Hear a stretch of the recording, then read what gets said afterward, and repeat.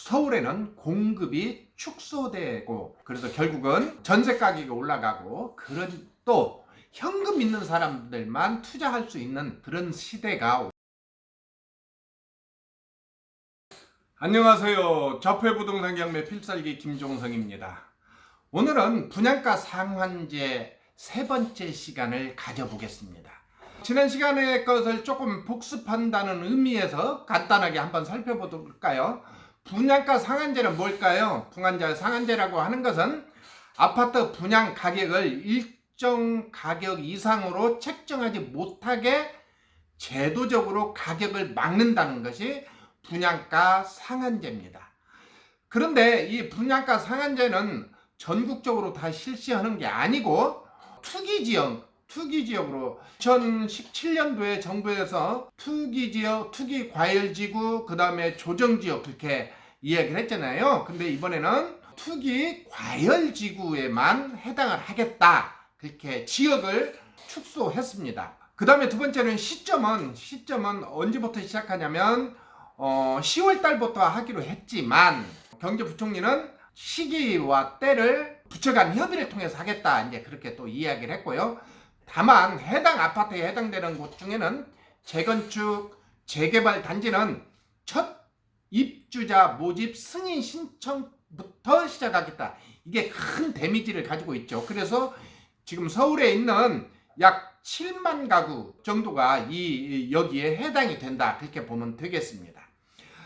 세 번째로는 이게 이제 더 큰 문제인데요. 뭐냐면 분양 가격이 80%보다 그냥 분양 받았는데 분양가가 주변 집값의 80%보다 싸고 또는 주변 시세는 10억 정도인데 8억 미만의 분양을 받았다면 10년 동안 팔 수 없도록 했다는 겁니다. 이 부분은 조금 더 디테일한 자료가 나와야 더 확인할 수 있을 것 같습니다. 그리고 8억에서 9억 정도라면 이것은 8년 동안 팔 수 없도록 묶어난다. 다시 말해서 급격한 시세 차익을 가지고 있다면 그 아파트는 분양을 받아서도 못 팔게 하겠다, 그 얘기입니다. 그 얘기는 뭐예요? 단기 투자를 막겠다. 다른 말로 얘기하면 실거주 입주하는 사람들한테 분양을 받도록 하겠다, 그 얘기입니다. 그 다음에 이제 그러다 보니까 어떤 일이 생겨요? 서울에는 공급이 축소되고 그래서 결국은 전세 가격이 올라가고 그런 또 현금 있는 사람들만 투자할 수 있는 그런 시대가 와버리지 않을까라고 염려하는 사람들도 많습니다. 자, 이번에는 분양가 상한제에 대해서 문답식으로 한번 풀어보겠습니다. 이 문답식은 제가 문답을 만든 게 아니고 언론을 통해서 발표된 내용인데 이것을 몇 가에 추려서 한번 살펴보도록 하겠습니다. 첫 번째 질문인데요. 분양가 상한제 배경에 대해서 질문이 있었는데요. 국토부는 이렇게 대답을 했습니다. 서울 아파트 가격은 지난해 11월 2주부터 32주간 하락했지만 올해 6월 4주 보합세로 전환한 뒤 7월 1일부터 34주 만에 상승세로 전환을 했다. 이제 정부에서는 계속 얘기했죠. 집값이 오르는 것만 보이면 바로 추가 대책을 발표하겠다, 그렇게 얘기했는데 7월 1주부터 34주 만에 집값이 올라가는 것을 보고 바로 상한제가 나타난 겁니다. 최근 1년간 서울의 분양가 상승률은 집값 상승률보다 약 3.7배 높아졌다고 합니다. 분양가 상승이 인근 기존 주택의 가격 상승을 이끌어 집값 상승을 촉발할 우려가 존재한다고 진단을 했기 때문에 이 분양가 상한제를 들고 나왔다, 이 얘기합니다. 자, 한번 이 이야기를 잘 곰곰이 생각해 봅시다. 이 내용을 보면 집값이 쭉 하락하다가 34주 동안 34주면 54주니까 1년이 약 8개월 정도가 하락을 했다는 얘기잖아요. 그러면 집값을 8개월 동안 잡혔는데 다시 말해서 34주간 쭉 하락을 했다가, 그런데 문제는요, 떨어질 때는 천천히 떨어졌다는 거예요. 푹 떨어진 게 아니고 집값이 쭉 하락하다가 어느 시점이 되면 확 오르는 경향을 우리가 확인할 수 있다는 거예요. 이 점이 시사하는 포인트가 무엇일까요? 여러분들 이 부분을 잘 체크해 보시기 바랍니다. 집값이 떨어졌어요. 쭉 언론에서 계속 발표합니다. 뭐 갭 투자 어쩌고 저쩌고 뭐 하우스 푸어 어쩌고 저쩌고 그러면서 집값이 쭉 떨어졌어요. 그랬는데 한 방에 3.7%가 상승을 해버렸다는 그 얘기입니다. 이것이 시사하는 바가 무엇인가 여러분들 한번 고민해 보시기 바랍니다. 두 번째, 분양가 상한제 개선에 따른 기대 효과는 무엇일까요? 라는 질문에 정부는 분양가 상한제를 확대하면 집값이 전반적으로 낮아진다고 관측했다고 합니다. 이문기 국토부 주택토지실장은 분양가 상한제 시행 시 분양가는 시세의 70에서 80% 수준으로 낮아질 것으로 분석했다고 밝혔습니다. 분양가 상한제를 도입하면 시세와 상관없이 토지비, 기본용 건축비 등을 바탕으로 분양가를 정하기 때문에 가격 조정자 역할을 하는 셈이죠. 국토부에 따르면 2007년 분양가 상한제를 전국에 도입한 후 2014년까지 서울 집값은 안정세를 유지했었다고 합니다. 반면에 분양가 자율화가 시작된 2015년부터 시장은 과일 양상에 접어들었고 그래서 2007년부터 2014년 전국 주택 평균 상승률은 1.13%였는데 그리고 아파트는 0.37%였는데 2015년에서 2018년의 경우 주택 전체는 4.15%, 아파트는 5.67% 올랐다고 합니다. 이 부분은 엊그저께 국토교통부 김현미 장관도 이 얘기를 했습니다. 뭐라고 했는 거니? 2007년부터 주택가격은 안정세를 가지고 왔는데 2015년도에 확 풀어버려서 주택가격이 폭등을 했다. 그때 풀지 않았다면 이렇게까지 문제가 되지 않았다. 그렇게 이야기를 합니다. 그런데 생각해보세요. 2014년, 2015년 어떤 일이 있었을까요? 주택경기는 살아나지 않았고 내수경기가 살아나지 않았고 그래서 불황에 엄청나게 고생을 했습니다. 그래서요 박근혜 정부에서는 1세대 1주택을 가지고 있는 집을 사는 사람에 한해서는 5년간 양도세를 면제해주는 단금까지 들고 나왔습니다. 내수경기 활성화를 위해서 기존에 가지고 있었던 묶어놨던 주택 정책을 다 풀었습니다. 그런데 현 정부 들어서 이 부분을 비판하고 있는 거예요.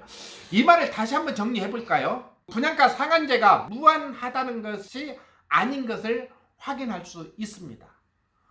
분양가 상한제를 통해서 적용된 분양가의 가격을 상승에 어려움이 생길 수 있고 그러나 그 시기가 중단된다면 다시 부동산 가격이 오른다는 것을 이야기해 준 게 아닐까요? 그래서 성급하게 투자하지 말고 시기를 잘 살펴야 할 것입니다. 지금 정부에서는 서울은 실거주 입주자들을 위한 정책을 펴고 있어요. 이 부분을 고민해 봐야 된다는 겁니다. 결국 시장을 떠나서는 절대로 안 된다는 것입니다. 비가 온다 해서 바로 움막 속으로 들어가지 말고 비를 맞으며 내성을 키워보시기 바랍니다. 그 방법 중에 하나가 지금 서울에서 실거주로 옮기는 것 고민해 보라 이 이야기일 수도 있습니다. 분양가 상한제 도입 시 공급 입축 또는 품질 저하 등 부작용이 발생하지 않을까요? 라는 질문에 국토부는 분양가 상한제 도입 시 공급이 위축된다는 우려는 과도한 전망이라고 얘기합니다. 수도권 30만 가구 공급 대책을 이미 마련한 데다가 주택 공급은 안정적으로 유지될 것이기 때문이라고 말했습니다. 이 실장은 분양가 상한제는 시장 과열이 우려되는 지역에 한해 선별적으로 시행돼 영향이 제한적이라고 강조했습니다.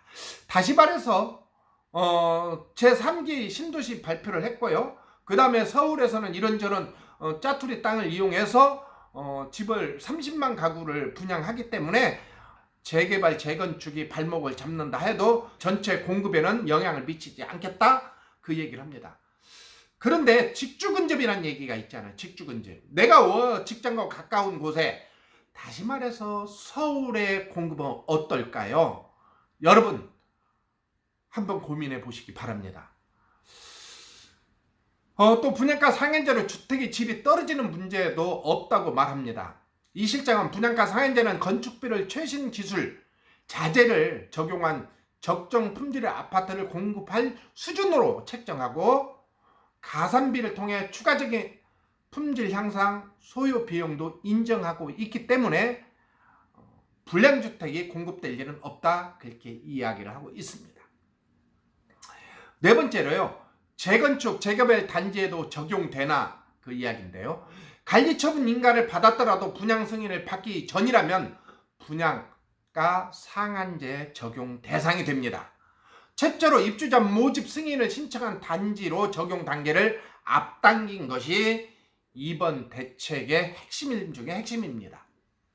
관리처분 인가 단계는 분양 관련 사실관계가 확정된 상태가 아니기 때문에 국토교통부에서는 관리처분 인가에 포함된 예상 분양 가격 및 사업 가치는 법률상 보장되는 확정된 재산권이 아닌 기대 이익이기 때문에 그렇다고 말했습니다.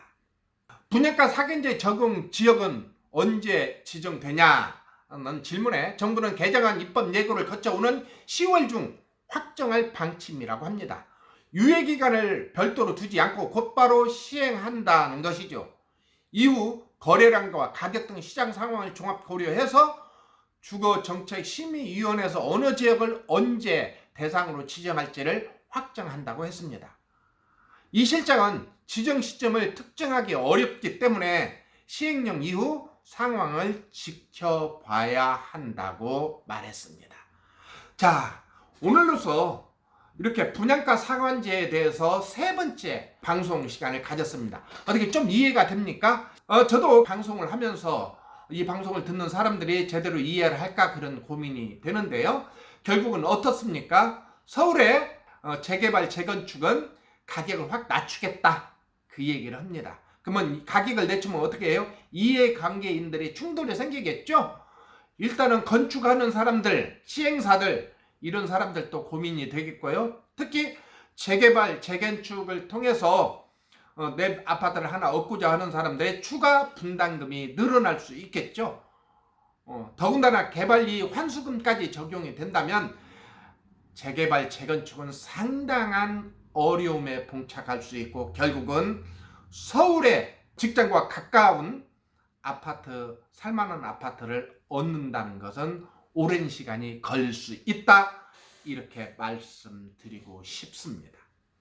자, 여러분 한번 구체적으로 분양가 상한제에 대해서 더 공부해 보시기 바랍니다. 저는 오늘 여기까지 하겠습니다.